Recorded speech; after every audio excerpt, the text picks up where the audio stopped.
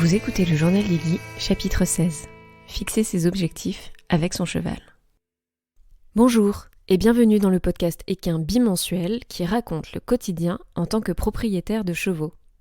Tous les 15 jours, je publie ici un nouvel extrait de mon carnet de bord pour partager avec vous et avec le plus d'objectivité possible mon aventure avec ma jument Iggy. Le but, s'entraider entre nous et arriver à se poser les bonnes questions. Dans ce chapitre, je vais vous aider à définir ce qu'est un objectif, mais surtout, vous proposer une méthodologie à suivre si vous souhaitez l'atteindre. En gros, comment vous donner un cap pour l'année et faire en sorte de réussir. Mais juste avant, je voudrais vous dire merci. Merci de me suivre, de m'écouter. Je voudrais aussi vous rappeler que si vous voulez ne louper aucun épisode, il suffit de s'abonner pour recevoir les notifications à chaque nouveau chapitre publié.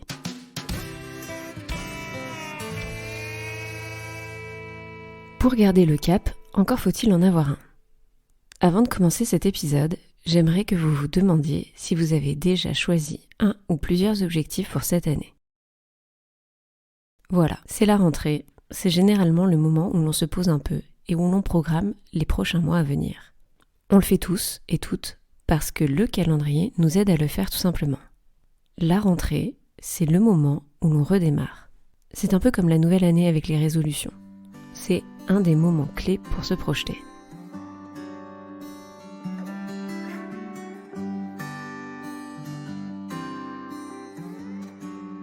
Je ne m'étais jusque-là jamais vraiment considérée comme ambitieuse. Ce mot résonnait de manière un peu négative. Je ne m'étais même jamais vue comme quelqu'un avec des objectifs précis à atteindre. Je me laissais un peu porter, c'est vrai. Mais surtout, je n'avais jamais pris le recul de me dire que mes projets personnels manquaient peut-être d'objectifs. Je me suis par ailleurs toujours considérée comme créative, un peu entrepreneuse, car j'adore justement me lancer dans de nouveaux projets. J'arrivais au bout de certains, et d'autres, je les abandonnais, sans jamais avoir pris le temps d'analyser le pourquoi du comment. Mais ça, c'était avant, parce que j'avançais un peu à l'aveugle en pensant innocemment que ça allait se faire tout seul. Par exemple, le podcast est un projet en soi, qui me demande du temps et qui aurait pu s'arrêter après quelques épisodes. Mais ce projet, je l'ai programmé pour être sûre de ne pas lâcher en cours de route. Parce que justement, je me suis fixé des objectifs. Il y a 1 an maintenant, j'ai fait une rencontre professionnelle qui m'a permis de prendre de la hauteur. Je ne vous apprends rien, mais pour concrétiser une idée, une envie, il ne suffit pas de le vouloir très fort. Il faut un plan, mais pas que. Il faut comprendre les différentes étapes du plan, les enjeux et les résultats attendus. Je vais prendre un exemple tout bête avant d'aller plus loin. Devenir propriétaire, c'était mon rêve de petite fille. Pendant des années, je me suis dit, à 30 ans, j'aurai mon propre cheval. Pourquoi 30 ans ? Honnêtement, je ne sais pas. Avec du recul, je devais me dire que ce serait un âge où j'allais être capable d'assumer. Un bon vieux cliché que la moi de 20 ans s'était mis en tête. Parce qu'à 30 ans, je n'étais toujours pas propriétaire et je ne me sentais toujours pas capable d'assumer, mais sans même savoir pourquoi. C'était juste basé sur une appréhension. Et puis un jour, j'en ai fait mon objectif. Je me suis dit, l'année prochaine, j'achète mon cheval. Et là, j'ai commencé à réfléchir au plan d'action nécessaire pour réussir. J'ai sciemment découpé les étapes et bingo, 1 an après, j'achetais Iggy. Un plan d'action. Voilà peut-être donc ce qui change la donne pour réussir quelque chose. Et c'est exactement ce dont on va parler dans le chapitre d'aujourd'hui.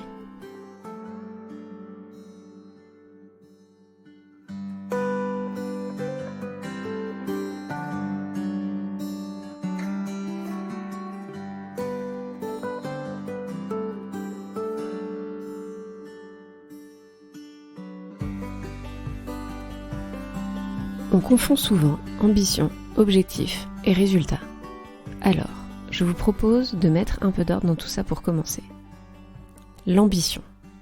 Pour moi, elle a longtemps eu une connotation négative. Et pour vous ? Pourtant, l'ambition, ce n'est pas un gros mot.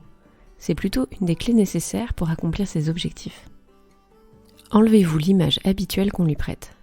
L'ambition, c'est simplement le désir de réussir quelque chose. C'est la motivation nécessaire qu'il nous faut pour relever certains challenges. Et ça, on en a tous et toutes besoin. Je vais vous proposer plusieurs exemples pour illustrer l'ambition. Le premier serait celui d'un cavalier qui aime le sport pour tout ce qu'il représente. La beauté du mouvement, le dépassement de soi, l'excellence. Son ambition d'athlète, c'est de réussir à allier sport et bien-être, car pour lui, l'un ne va pas sans l'autre. On ne peut pas être performant si l'on n'est pas bien dans son corps et dans sa tête. Pour le deuxième, je vais vous donner le mien, et celui-là je le maîtrise bien mieux. Mon ambition est de devenir une femme de cheval. Dans mon monde à moi, le cheval nous en apprend tous les jours si on sait l'écouter. Cette ambition est puissante car elle ne s'arrête pas dans le temps. Il n'y aura jamais un jour où ce sera fini. Mais chaque année, je pourrai définir de nouveaux objectifs pour m'en approcher un peu plus. En d'autres termes, on pourrait aussi nommer cette ambition accomplissement. Et vous alors, quelle est votre ambition ? Qu'est-ce qui vous rapproche petit à petit de votre rêve d'enfant ? Qu'est-ce qui vous motive et qui vous donne envie de déplacer des montagnes ? Votre ambition est bel et bien essentielle pour définir vos objectifs, car c'est celle qui va guider leur choix. Choisir des objectifs sans connaître le pourquoi du comment ne va pas vous servir vraiment à grand-chose. Parce que si vous ne savez pas pourquoi vous vous y attelez, vous risquez de perdre de votre intérêt en cours de route. Et puis surtout, on a parfois tendance à se fixer certains objectifs qui sont décorrélés de notre ambition. Et ceux-là, vu qu'ils ne sont pas indispensables, peut-être vaut-il mieux les oublier pour ne pas perdre d'énergie dedans. Venons-en donc aux objectifs. Il peut y en avoir plusieurs sortes, qu'ils soient sportifs, éducationnels, personnels, relationnels. Un objectif, c'est avant tout un but à atteindre. C'est ce qui donne notre fameux cap. Un objectif doit donc forcément répondre à votre ambition et se définir à travers le temps. Que ce soit court terme ou long terme, ce n'est pas la question. Mais un objectif a forcément une date clé, car c'est cette date qui va vous permettre de planifier et d'évaluer votre progression vers votre but. Quand on parle d'objectif, on entend souvent performance, car pour mesurer si vous vous rapprochez un peu plus à chaque fois de votre but, votre objectif doit être forcément traduit par un résultat. Et connaître le résultat attendu est très important, parce que c'est celui qui va permettre de valider l'atteinte de votre objectif. J'espère que je ne vous ai pas perdu. Il a été étudié que lorsque nous atteignons notre objectif, le cerveau libère de la dopamine. C'est pourquoi nous en retirons un certain plaisir. Je vous en dis plus juste après.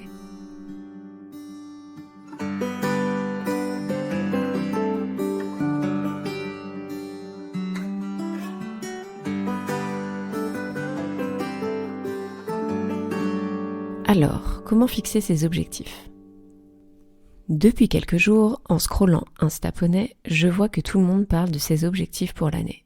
Et je me revois, il y a un an, dressant moi-même la liste d'objectifs à rallonge que je m'étais fixée pour la première année avec Iggy. En la relisant, je me suis rendu compte qu'elle était 1. Bien trop longue, 2. Que beaucoup d'objectifs n'étaient pas nécessaires pour cette première année, 3. Qu'ils étaient très scolaires et qu'ils ne respectaient pas forcément une logique de progression. Bilan des courses, finalement j'en ai abandonné certains et je me suis perdue un peu en cours de route. Il existe plusieurs méthodologies pour définir ces objectifs.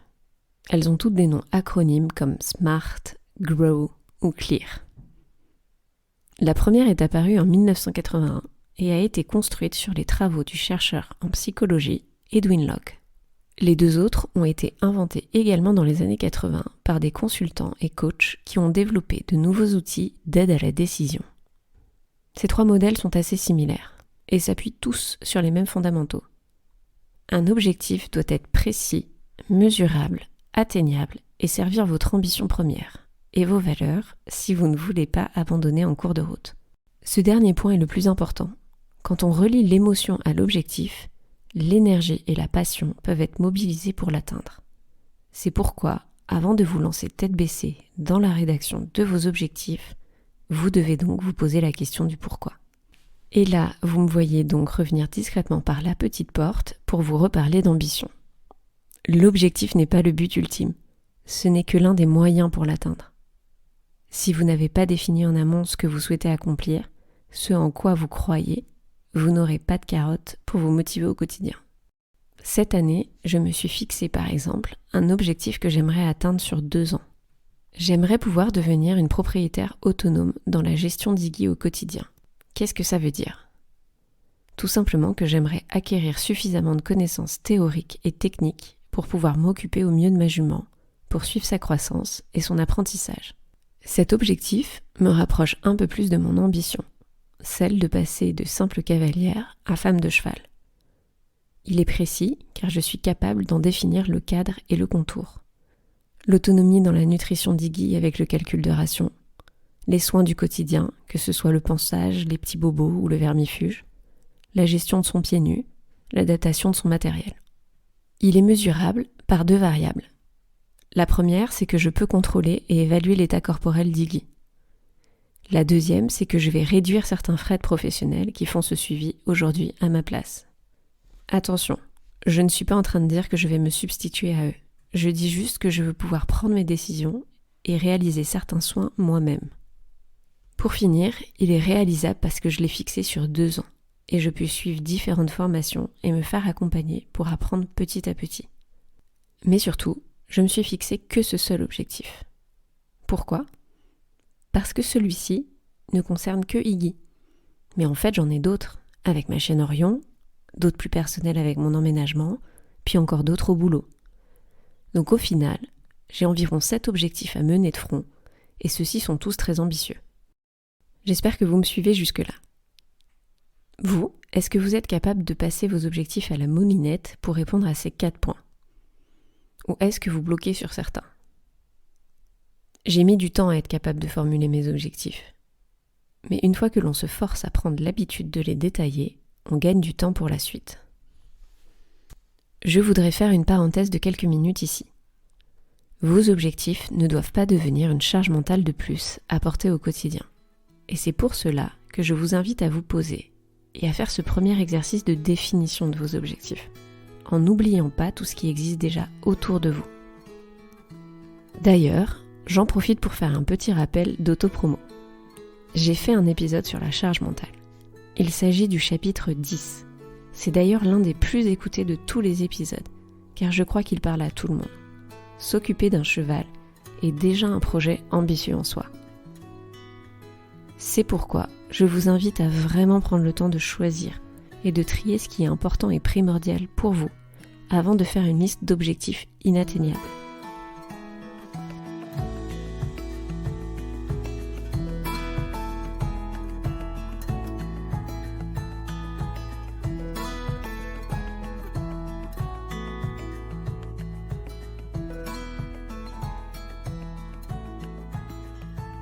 En début de chapitre, je vous parlais de l'importance du plan d'action, et c'est le moment de vous parler des points jalons.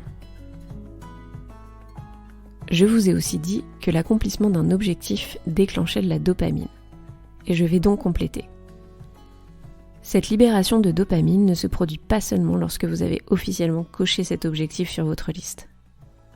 Le livre The Progress Principle explique que le fait d'avancer à petits pas ou de remporter des victoires mineures tout au long du processus peut être à la fois motivant et gratifiant. Ici, il faut donc comprendre qu'il y a bien un triple avantage à la planification. Le premier, c'est qu'elle permet de rendre l'objectif moins insurmontable et de le décortiquer pour comprendre comment l'atteindre, mais aussi de l'évaluer en cours de route, et que toutes ces étapes sont faites pour vous donner du plaisir. Ces petits pas se traduisent donc par le fait de découper ces objectifs en sous-objectifs, chacun ayant pour but de mener et aider à accomplir l'autre. Ici, le but, c'est bien de planifier à l'avance les différentes étapes et les résultats que l'on attend de chacune d'elles. En prenant le temps de planifier, on peut donc visualiser à l'avance notre progression vers l'atteinte de l'objectif final. Mais surtout, on se crée des repères temporels et on s'efforce de détailler chaque moyen pour arriver à chaque palier. Cette méthodologie a un nom, on parle d'OKR, pour Objective Key Results, en français, objectifs et résultats clés. Je vais vous prendre un exemple assez facile pour illustrer cette planification. Cette année, vous souhaitez apprendre vous-même à parer votre cheval. Premier sous-objectif, peut-être que vous allez d'abord vous fixer d'apprendre à faire le roll pour supprimer les éclats entre 2 passages du pareur.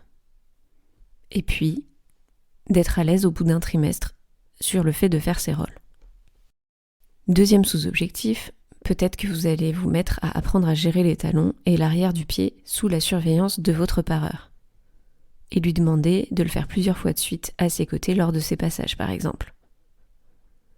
3e sous-objectif, demander à gérer les évasements.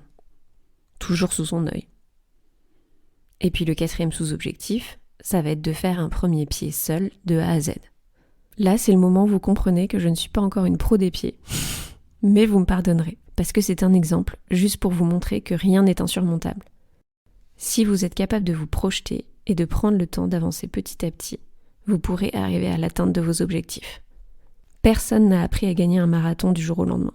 Ou alors que l'on me présente cette personne. Non, sérieusement. Quel objectif avez-vous envie de vraiment réussir cette année ?